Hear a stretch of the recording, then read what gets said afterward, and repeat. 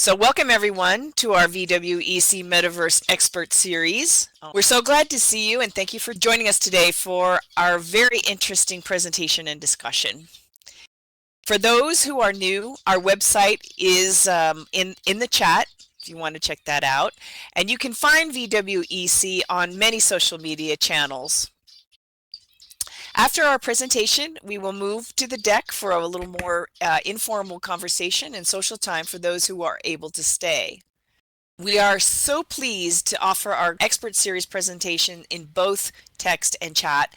Text for all that use voice is shared on our YouTube live stream. You can find this in the sign in front of the stage as well.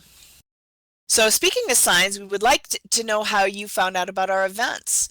Our survey, Plant, is just a quick survey that's a great help to us. So if you can see this kind of over here next to Merrill, there's this plant. If you click on it, you'll get a quick survey, and we'd be really pleased if you could fill that out if you have time. And feel free to send any comments you have. So we would like to also thank you for joining us. But before we begin, let me give you a little information on the Student Challenge, which is the focus of our panel today. The VWEC Second Life Student Challenge is also known as the Serious Simulations in the Metaverse. It's an annual event that's run here in Second Life. And typically programming challenges, which you've heard of before as known as hackathons, they're really a popular way to quickly create content and applications in our fast-paced world of technology. These events are typically run through academic institutions or high visibility technology companies like Google or Meta. And they usually run between 36 hours and a week, with most being around 36 to 48 continuous hours. The final products of these challenges are usually prototypes that the schools or companies can use as proof of concept, which may be taken up for fleshing out later on. Prizes for best student exhibits are based on a rubric that is available at the start of the challenge. And these prizes consists of yearly premium membership for instructors, as well as over $100 in Lindens. VWEC has sponsored such a challenge since the fall of 2022, but instead of being a continuous number of hours, it runs for almost 3 months.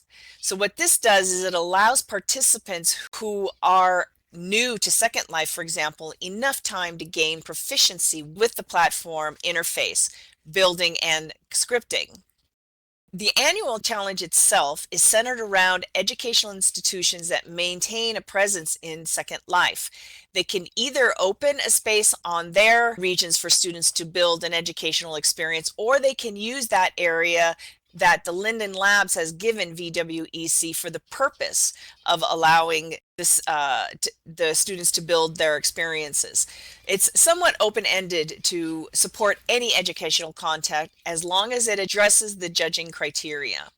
So the next challenge will start February 25th of 2025, and it will continue until April 26th. On February 15, there will be a kickoff event for instructors where the building site will be toured and questions will be addressed. On April 26th, there will be an in-world event where awards are given out. Now, the goal for the challenge is that students have a supportive community to use a virtual world to create a build while they find deeper understanding of the content they are learning. Each institution is encouraged to form teams of students, each of which will design and implement the educational experience for the competition. We provide opportunities for learning by student orientation and 2 courses taught by Builders Brewery on our Second Life Challenge region. The prizes include yearly premium membership for instructors, as well as Lindens. So in addition, we also have lots of resources available for students that include a list of good examples of educational builds around Second Life. And we encourage students and instructors who are new to visit the examples of previously winning student builds. So the upcoming challenge will be the 3rd one. And if you want to go look at past student challenges, we have a video of them at this URL. So today we have invited several instructors who have participated in the previous challenges so they can tell you about their experiences, what worked, what didn't work, and their best practices and their main takeaways that they have learned from building and integrating their curriculum into the challenge. Once all of the instructors have presented their materials, we will open up the discussion for questions from the audience. One final announcement is that Marcella Mosswood was unable to join us today. She has had a couple of high school teams actually compete in the challenge, and if you would like to look at the current set of student exhibits, they're just over the bridge behind me. And the very first exhibit over there was done by her students. So our first panelist is Bethany Winslow, and she's known as Bethany, the virtual version in Second Life, is the director of online learning for the school information at San Jose State University. She works with Vicara, the community virtual library, and also colleagues at other institutions because of her passion for using virtual worlds for collaboration and authentic learning. So go ahead and take it away, Beth. Okay, thank you very much for that nice introduction, Maria. I appreciate it. I'm really delighted to be here today and share my thoughts on integrating curriculum with a Second Life Student Challenge. Two of our students from the iSchool designed and built educational exhibits in December of last year that are pictured on this slide. I didn't have anybody for the spring semester this year, but that was enabled me to be a judge instead. So while we're here to talk about how to integrate this challenge into our curriculum, the students I work with are a little different, but I'm still going to share some of our key takeaways. And the first point I wanted to make is about the importance of the role of intrinsic motivation and creativity. I found that intrinsic motivation is really critical for the success in virtual spaces, and not just with Second Life, because we also work in other environments.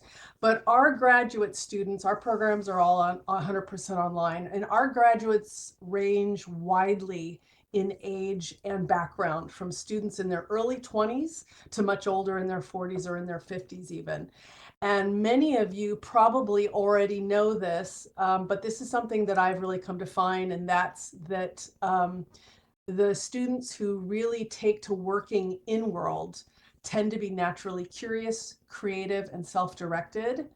And this kind of openness is particularly important when you're working in a sandbox environment like Second Life. It's a blank canvas, and it, while it encourages out of the box thinking, which is of course an invaluable skill for any discipline, I was really inspired to see this on full display in that last challenge when I was a judge. And I remember being really impressed by for example, specifically the photosynthesis garden and that was the youngest students, I believe, from Indonesia. And I'm also thinking about a VR game I play called Planet Zoo, where it blends an interest in biology and planning and resource management into this holistic experience. And in the game, you're designing and building a zoo for animals, but you have to take into consideration all sorts of realistic constraints about their habitat needs and who can live with who and how many and what gender and whatnot. So with virtual worlds and game engines, especially with young people growing up gaming, exhibits like what we have in the challenge can be really exhilarating in terms of the possibilities of, offering new ways of engaging with complex subjects and subject matter. But that kind of freedom, I have seen, it can also be a little overwhelming without clear guidance. And so my second point that I want to make in this, what the takeaways or the learning was in this, is that structure and constraints are just as important as providing freedom. And my students, the two of them that were part of this, they submitted feedback to me after the student challenge, and I've integrated their points as well with this little talk. While they appreciated having a lot of creative space within the confines of the rubric, they also felt a little bit lost at times in terms of what they should do. For example, one of them mentioned specifically she thought that if there were more examples of past winning exhibits, it would have helped her understand how to align her work with the challenge criteria. Now, of course, we were partaking in the very first student challenge, so that wasn't even a possibility, but that's a good point. And I think that's worth keeping in mind. We know that concrete examples of exemplary work helps our students. And both of my students were also not brand new to building in Second Life. And I know at least one of them did attend several of the Builders Brewery sessions, which offer that much needed scaffolding and the time for as far as learning how to build.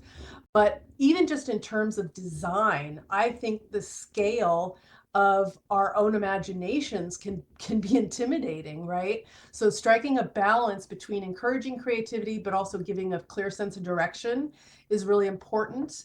And it's kind of like setting up a sandbox, but also offering a few sandcastles to start with. And in this regard, it was probably me who was lacking as the faculty advisor, because I was very hands off, letting them do whatever they wanted. And that's partly because they're graduate students, but it's also partially because their participation is actually not part of any coursework at the iSchool. So the students who come my way are interested in exploring virtual worlds and VR, and information sciences and libraries and that sort of thing. But they're doing this on their own in the same way that I am, as a form of productive tinkering, as a professional learning hobby. So I didn't require them to work as a team either. They each worked independently on their own, and that too might not have been ideal in some ways. And it was some younger students, I would absolutely, I think, feel more strongly that they should collaborate rather than work independently. And that brings me to a related point, and that is that I think it's important to come to terms with the fact that not everyone thrives in these environments.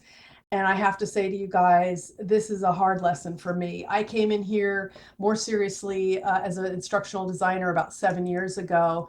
And I really I naively thought my enthusiasm would be enough to pull in more faculty and students.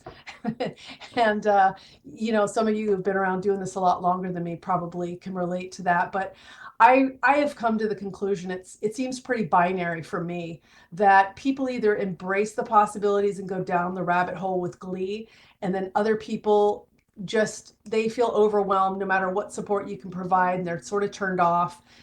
I just think that this challenge should be an optional component of coursework rather than a requirement. And I do have one other point that one of my students suggested. She said participants should be asked to define their target audience for their projects as part of the criteria. And I hadn't noticed that as missing, but I think that too is a good point, that the judges could better evaluate how well the projects meet intended goals if that small tweak was made in guiding the students' efforts. And so to wrap it up, my takeaway is that it's all about balancing creativity with structure, with leveraging that intrinsic motivation, and accepting the reality that this kind of technology just isn't everyone's cup of tea.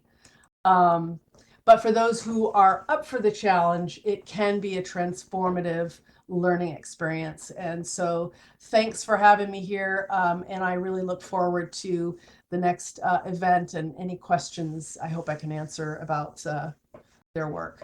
Thanks. Thanks so much, Bethany. So our second panelist is Lucia Morales and Siriam Solas in Second Life, who holds a PhD in economics and is an educator, academic innovator, and active researcher in the School of Accounting, Economics, and Finance at Technical University Dublin in Ireland and the European University of Technology. So go ahead, Lucia. Thank you so much for having me. I share most of the comments and points like Bethany have provided on her presentation, especially in terms of how the Student Challenge became kind of rejection by some students and others embrace it. So a little bit the background in terms of the work that I did in the space was with my PhD students. So there was a team of about 6 students that I invited to participate. And from those students, only 2 show interest in terms of developing an exhibit and trying to connect and trying to work with other students. So we were within an environment that we have a lot of support from instructors, and in particular, we were working closely in terms of the building process with one of our colleagues that I think is sitting at the back of the room, so his side arm. So he coached us during the whole process, and in particular, it was interesting that I took the role of the student because I wanted to learn what are the challenges that they face, how the experience was. The difference between me and my students is that I work in my own exhibit and I didn't have to interact with other people, while my students were part of a group. So the exhibit that you see at the back that is kind of polluting everything, that's the one that I created. So challenges that I faced as a student was trying to understand what was the purpose of the assignment, what was the kind of basic techniques in order to build. And as Bethany has indicated, at the beginning it was overwhelming because I didn't know, okay, how to start, how to do. And what it was critical in that process was the coaching that I received, because it guided me when I needed. It was very supportive and I have direction. So my learning was that without that component, you can get lost very, very quickly. And that was something that then I was observing in my doctoral students, because we were kind of looking at them, they were collaborating with groups, and at the same time I was trying to support them. And again, my coach was supporting them as well, but the problem was that they were not able to manage conflict between the groups. And then we have 4 students that detach from the whole process because I think it was technical issues in terms of them being able to access. There were problems as well in terms of them understanding how to develop, connect, and build. And then we have the creativity issues. So if you want to develop something and you don't have that clarity, yes, you can get lost very, very quickly. So that were kind of the challenges. The positive is you have no limits. And comments that I got from some students as well was, well, this is a different dimension to learning. It's not the traditional approach. It's not boring anymore. We have freedom in terms of what to do. And myself as a learner and as an instructor, I saw that there is a lot of potential in terms of bringing your own ideas and concepts to life. And economics will be kind of a dry type of subject where you can say, well, how can we bring those concepts within a virtual environment, and in which way can we collaborate with other people, other disciplines? Because one challenge I face is the silo type of approach, and by observing my students collaborating and trying to figure out how to kind of guide themselves through the process and interact with younger students, they gain a lot of expertise because they were able to offer their own views. They are also teachers, and it was interesting to see how they grow within the whole process. So for me, it was, you have a different role when you have undergrad students, you have a different role when you have postgrad students, you have a different role when you have research students. And again, the potential that the environment offer, I think is immense.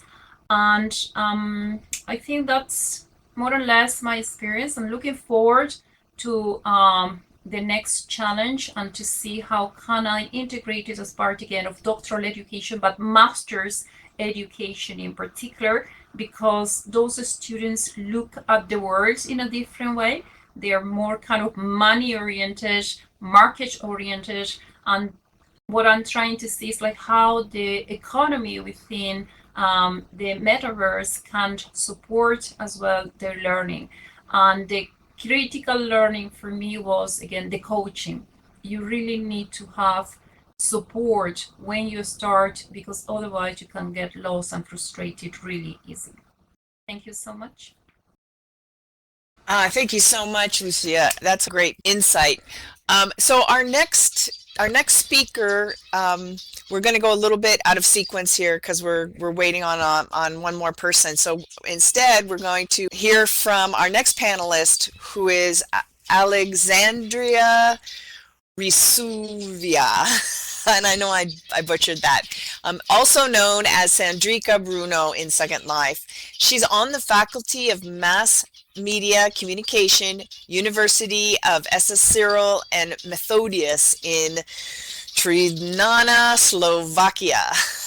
She's had 2 teams in the Fall Student Challenge and both won top prizes.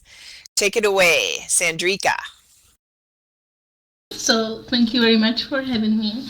I know that, excuse my English, it's a foreign language for me. So my name is Alexandra Risuvia, and I am from the University of St. Cyril and Methodius in Trnava. And our faculty is aiming mass media communication. In particular, our students that were participating in Student Challenge are students that are a part of the digital games study program, so they are linked to gaming. And these students are 4th year students, so it's their first year in master's degree. And I expect them to have certain knowledge and certain skill set that they come to like within my class. So the idea for the subject that they are, this subject is not mandatory for them, it's optional, and they have it in description that the idea of this subject is to create certain simulations in Second Life. So it's something they agree to do. So this whole subject that consists of 2 terms.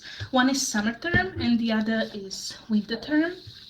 We focus on working and doing simulations, either mainly educative ones in Second Life. And it's a small group. The one that participated in the very first Student Challenge consisted of 11 students. They were split into 2 teams, and one of the students was located in Czech Republic, so he was being with us in class only virtually. The rest was meeting in the classroom. As you can see, we have this Red Bull Gaming Hub, which is like one of the 2 hubs in the world. Another one is in Canada.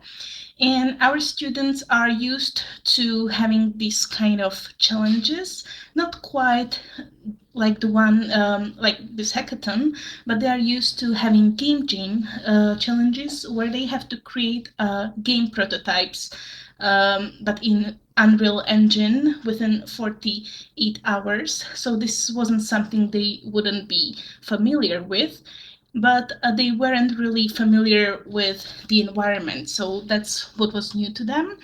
And I could spot one issue when we were doing this challenge last year or the fall year, and that's exactly what Maria was saying at the beginning, that there is this time for them to learn the environment. So that's why they needed, more time to get to know, since they are gamers, so they know games, but they still needed to know how to build here and how to work with and interact and how to script. They were, I must say that every single one of them loved this Student Challenge, and they were really supporting each other.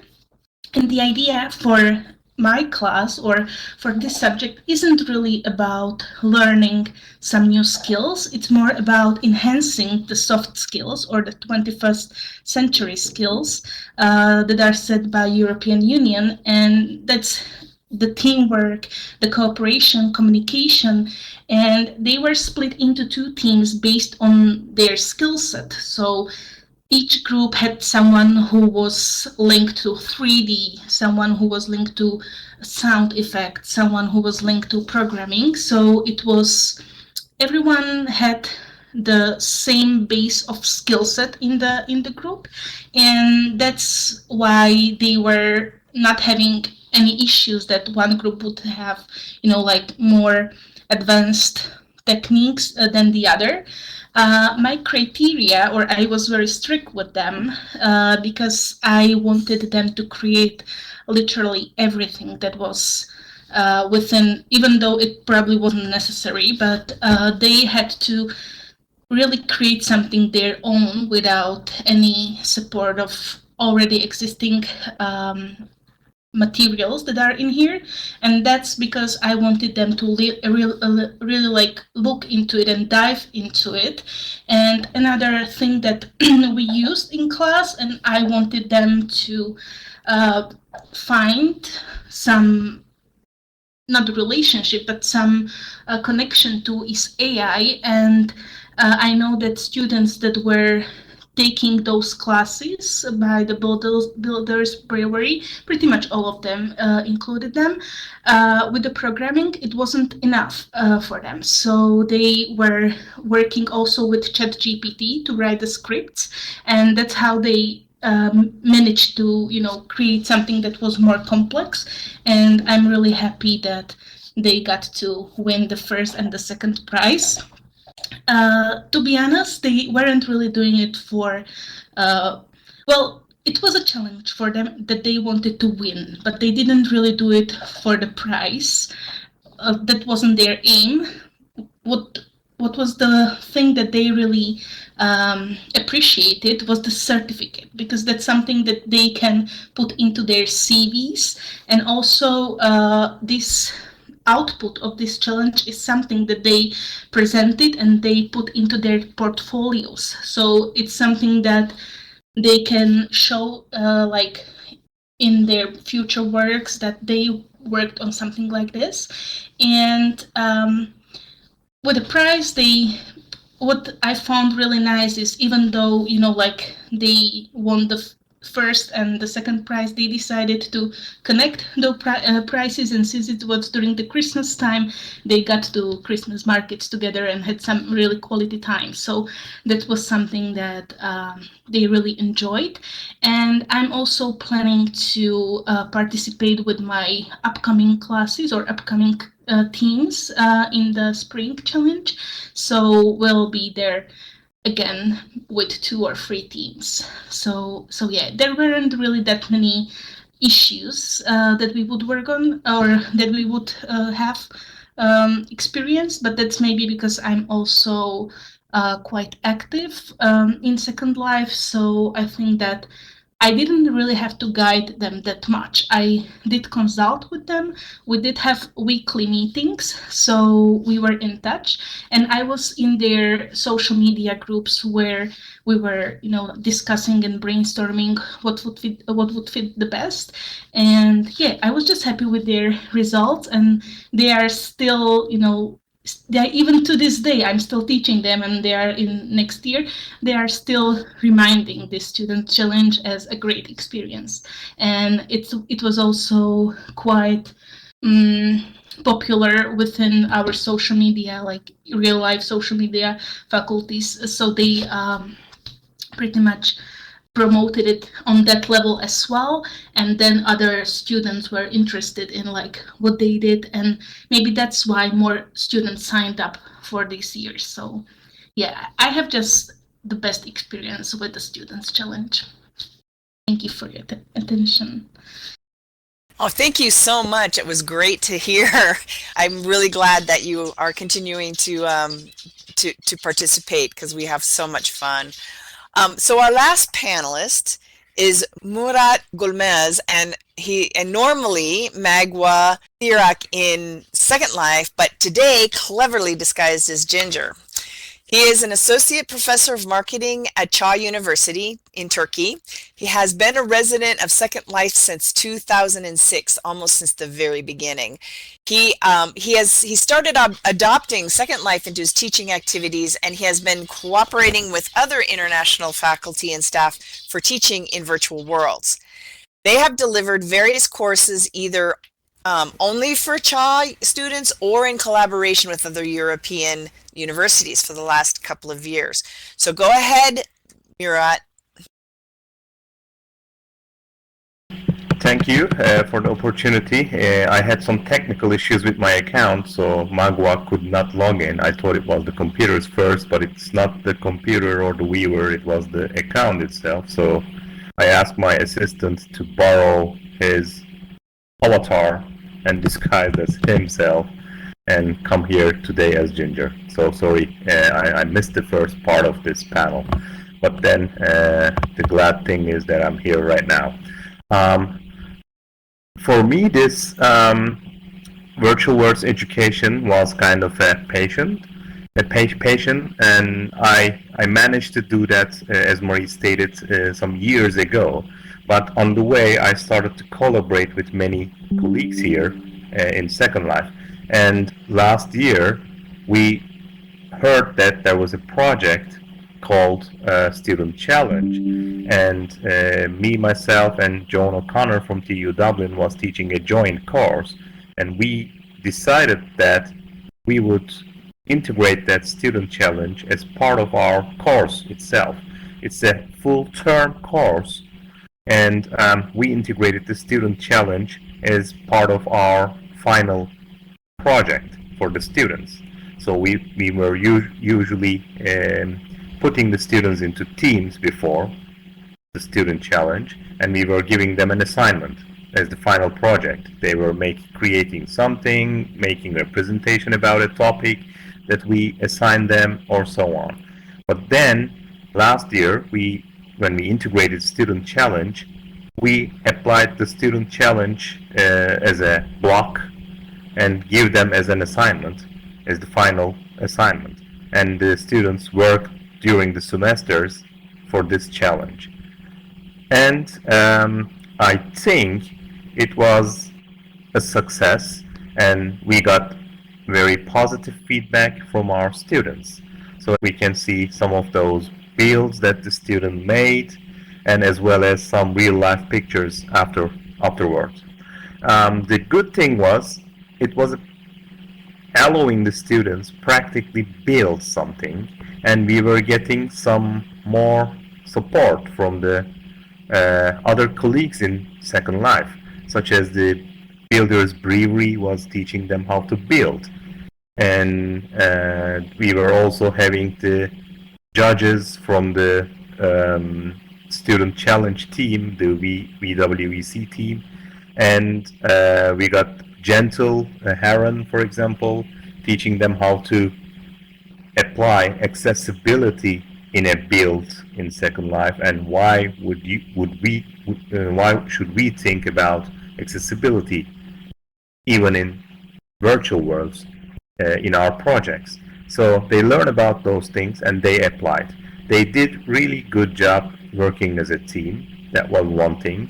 The other thing is they were working in international virtual teams, which was already designed that way in our course because it's a joint course. So students from Ireland and students from Turkey, they came together and then they worked together, which was a fruitful experience for the students as well as us.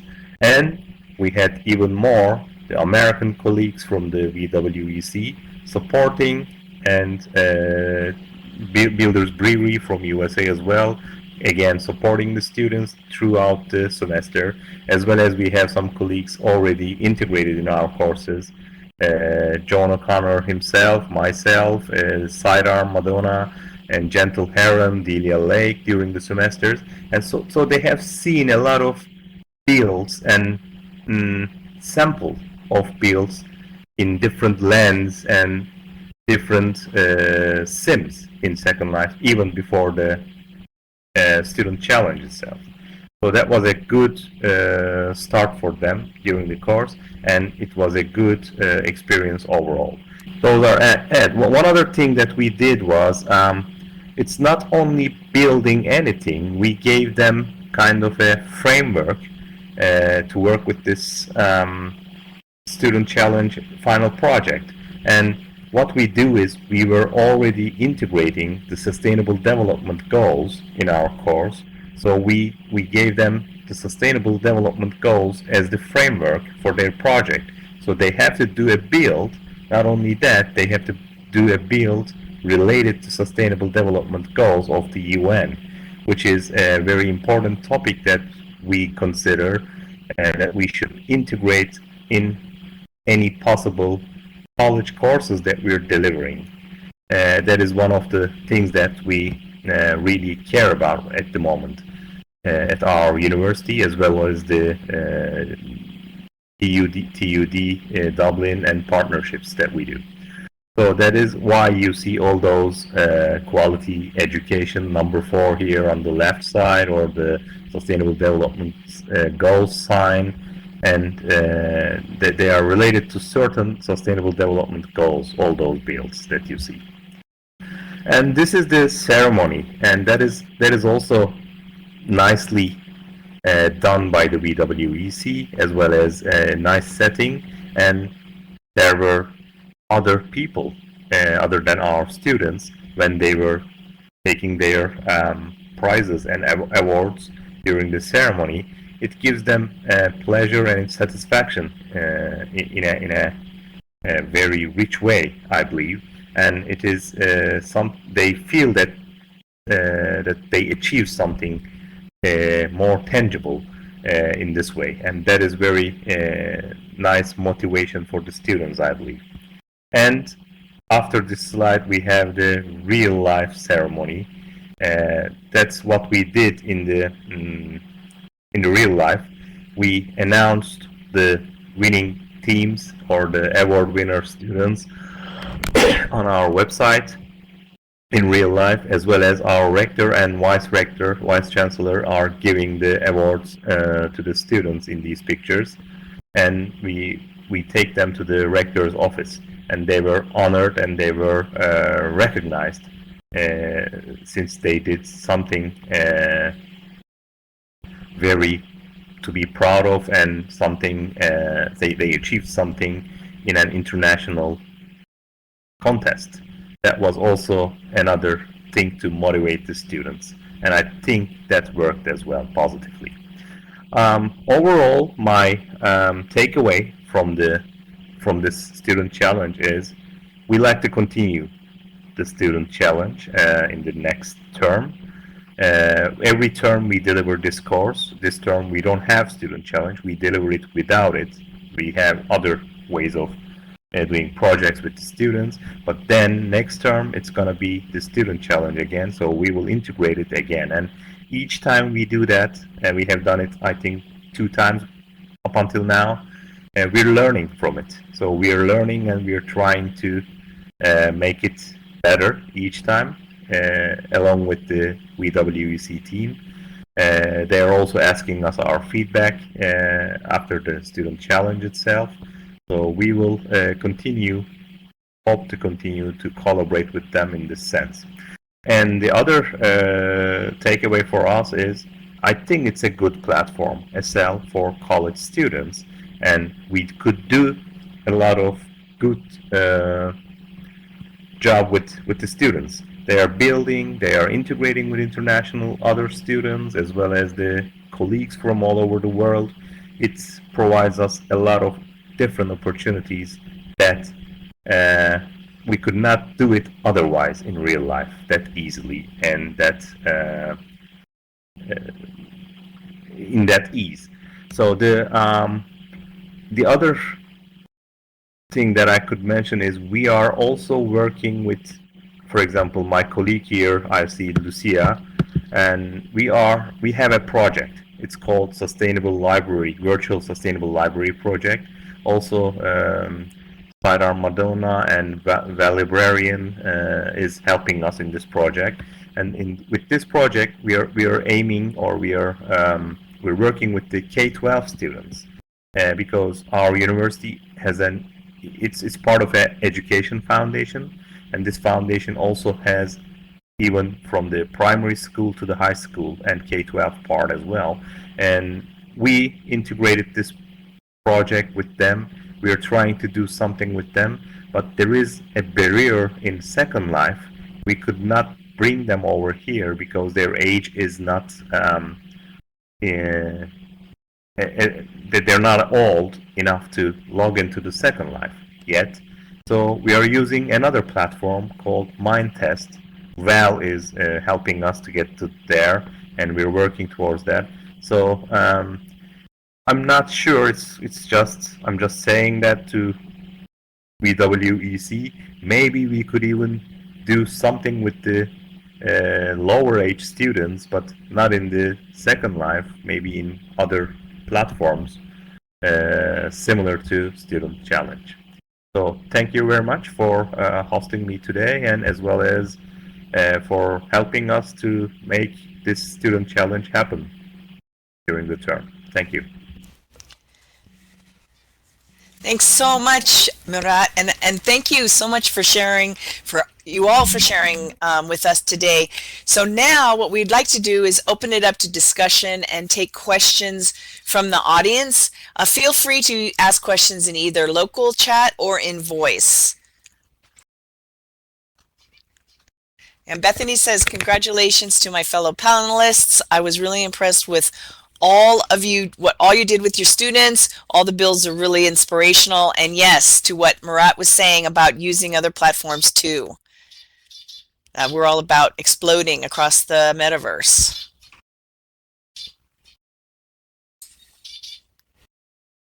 So Buffy has a question for any of the panelists. Do you find that students want to stay and continue in SL, or do they lose interest?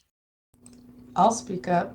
I'll just, this is Bethany. I'll just say that for the students that find their way to me, they love Second Life, but they also love other environments too. So it's, but I don't have a ton of students, so it's not like I don't know if I'm the best person to answer that, but I find it's very binary that people who discover this or come this way, they love it and they stay. And the people who are not inclined to do this are not going to stick around, or they like other spaces as well. And then there's other stuff going on in other spaces.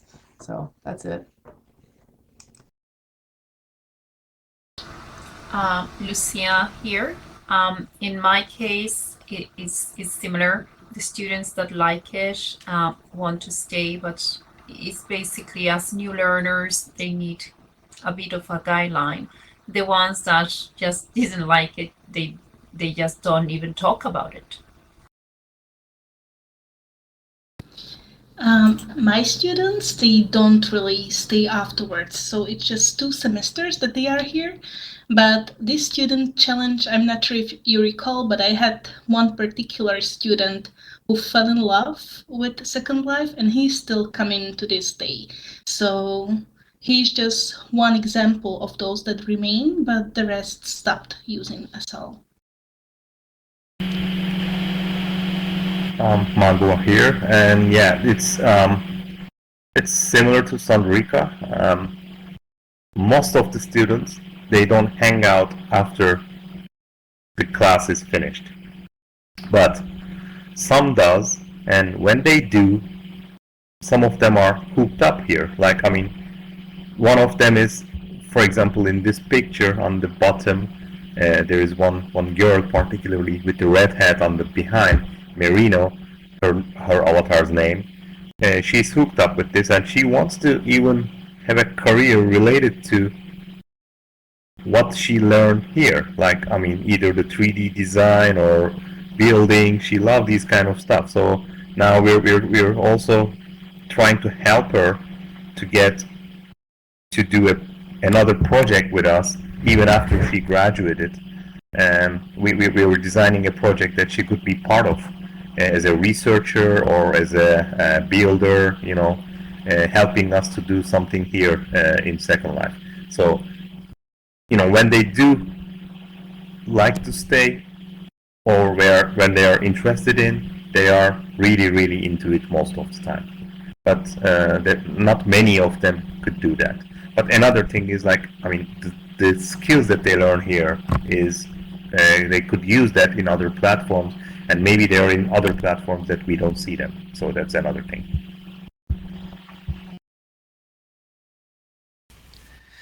Yes, Chandra said the ones that stayed, was it a group or activity that encouraged them to stay? There are so many social activities that might help play a part in their decision.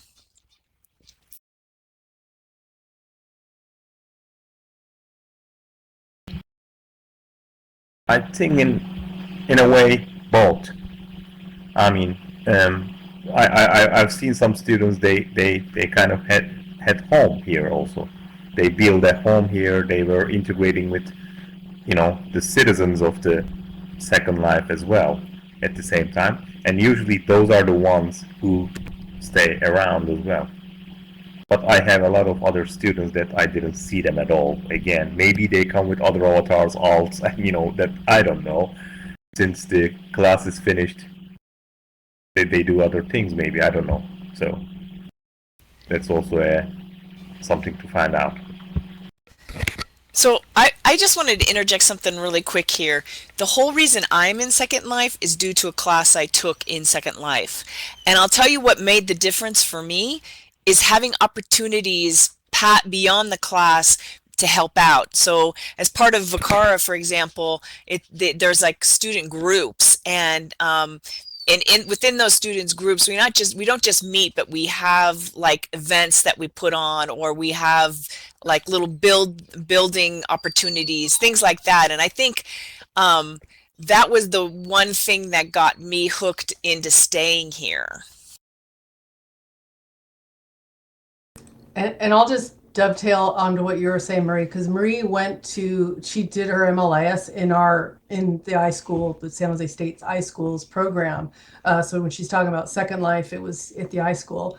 And we're doing other stuff with students now, but not in Second Life. We're using browser-based VR because it's a little easier to kind of bring people into that.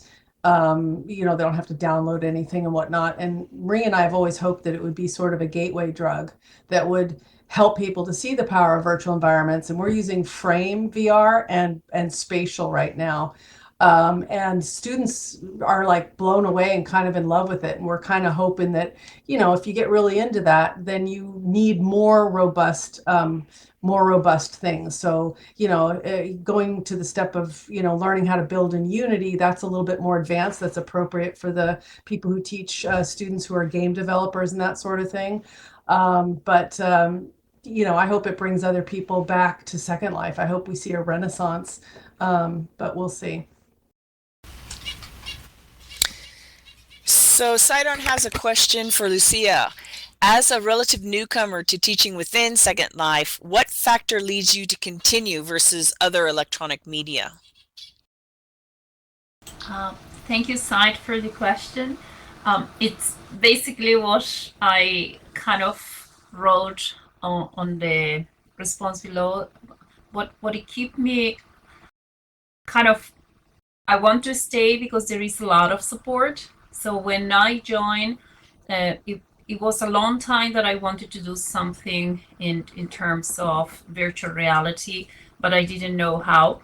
And my area of work, it's not really into this space. It's very technical. It's very supported by specific software. So you don't really have time in terms of exploring maybe additional ways to teach, because the content is quite dry. And when I started, I have 2 attempts, I would say, where I saw potential, but I didn't know, what can I do? How can I do? And what it was critical for me was that sharing. So site was key in terms of keeping me around, because if I didn't learn how to start with the process, then I move very quickly. So if I stay, I learn more, then I explore more. So at the moment, my experiences on sitting on John O'Connor class to learn more, to see how he's kind of engaging with the students, so that I get a better view on how I can do it. And it's again that fact, like the sharing, the giving time to the newcomers to explain, well, you do this because this way, the liberty as well, the freedom to move, to ask questions. It's a very different environment. So right now I'm not exploring any other media because I don't have time, and I need to learn a little bit more on how to integrate virtual reality within my working context. I hope I answer your question. Site?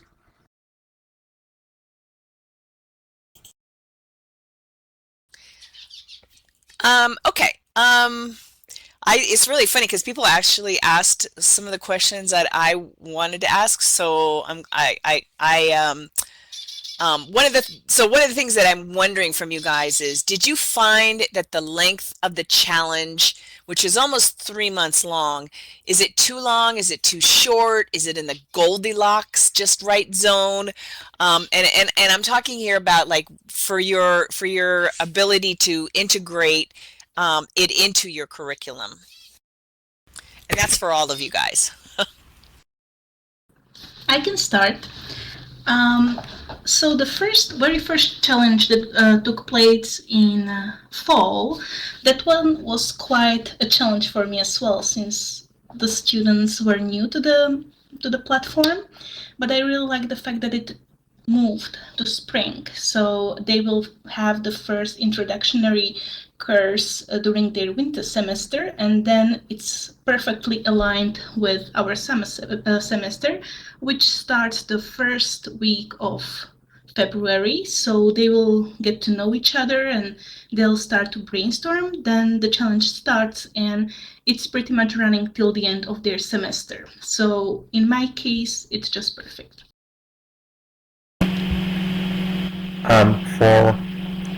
For us, I think the problem was not the length of the student challenge or the design of it, but it was the matching our curriculum, our calendar with the student challenge calendar was tough because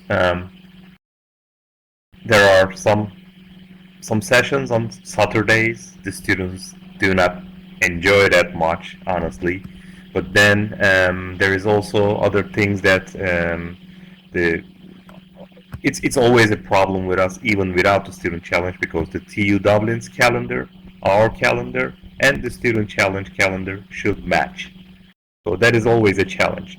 But we always find a way to go around it, because either if I'm flexible at that term, I do change things accordingly so I fit to the John's calendar, or sometimes he does sacrifices and he's fitting certain things to our calendar, so we find the common ground.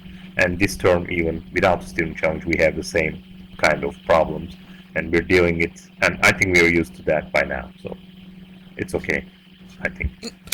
That brings up a good point. Do you think, especially for international universities, do you think it would be easier if we were to schedule some of the learning stuff, the Saturday stuff, on Friday morning instead? Because that would be your Friday afternoon or your Friday evening. Do you still have the same problem with students not wanting to show up because they want to go out? Yeah, Friday maybe not still the best option, but yeah, it's even better than the Saturday, I'm sure. The thing is, for example, my course this term is on Friday and Friday afternoons, so they join the course, so it's their course anyway. That my students were split into 2 groups and they were assigned to go to those Saturday sessions. It was voluntary, but at least 2 of the team members had to show up. For me, it doesn't matter who it was, but there were always at least 2 representatives. And if they weren't, I would deduct points for their class attendance. So it was just a must for them.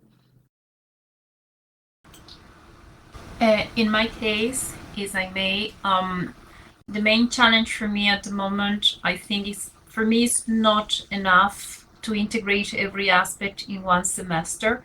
For me, the way that I'm looking at it is over 2 semesters, because I teach students in kind of subjects that move up in terms of level, and I see the work to be done in the student challenge required, from my perspective, a first semester to give them content to get them familiar with the environment, and then a second semester where they get more specific into building the exhibits. But they need to do early preparation on that semester 1, and semester 2, when they have clarity, move on with the project and focus on it.